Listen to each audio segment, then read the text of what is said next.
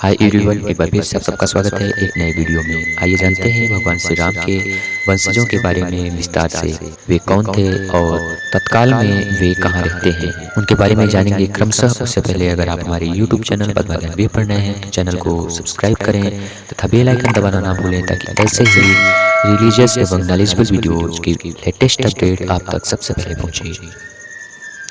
जैसा कि हम सब जानते हैं कि भगवान राम और माता सीता के दो पुत्र थे, लव और कुश। लव और कुश माता सीता के दो पुत्र थे और उन्हें जुड़वा भी माना जाता है। जब एक बार भगवान श्री राम वानप्रस्थ आश्रम जाना चाहते थे, उस समय वे भरत को राजा बनाना चाहते थे, लेकिन भरत ने इस बात से साफ मना कर दिया।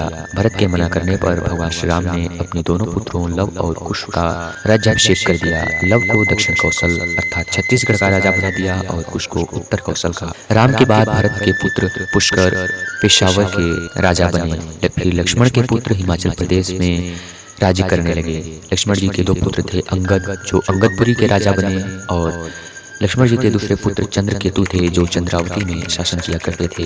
इसके बाद शत्रुघ्न के दो पुत्र थे, सुबाहु और शत्रुघाती। ये भी अलग अलग प्रांतों में राज्य किया करते थे।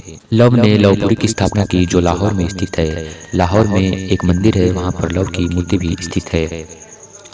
शास्त्रों में वर्णन मिलता है कि लव का वंश बहुत आगे तक न चल सका और कुश का वंश ही आगे बढ़ा। कुश के वंशों के बारे में आइए जानते हैं क्रमशः। कुश के पुत्र थे अतिथि, अतिथि के पुत्र निषेधन, निषधन के पुत्र नभ, नभ के पुत्र पुंडरीक, पुंडरीक के पुत्र क्षेमधन्वा, क्षेमधन्वा के पुत्र देवानीक, देवानीक के पुत्र अहिनक, अहिनक के पुत्र रुरु, रुरु के पुत्र पारियात्र, पारियात्र के पुत्र दल, दल के पुत्र क्षल, क्षल के पुत्र उक्वा, उक्वा के पुत्र वज्रनाभ, वज्रनाभ के पुत्र गण, गण के पुत्र विश्वताश्व, विश्वताश्व के पुत्र विश्वसह, विश्वसह के पुत्र हिरण्या, हिरण्याभ के पुत्र पुष्य, पुष्य के पुत्र ध्रुवसन्नि, ध्रुवसन्नि के पुत्र सुदर्शन, सुदर्शन के पुत्र अग्रिवर्ण, अग्रिवर्ण के पुत्र पद्मवर्ण, पद्मवर्ण के पुत्र शीघ्र, शीघ्र के पुत्र मरु, मरु के पुत्र प्रयुश्रुत, प्रयुश्रुत के पुत्र उदावसु, उदावसु के पुत्र नंदिवर्धन, नंदिवर्धन के पुत्र सकेतु,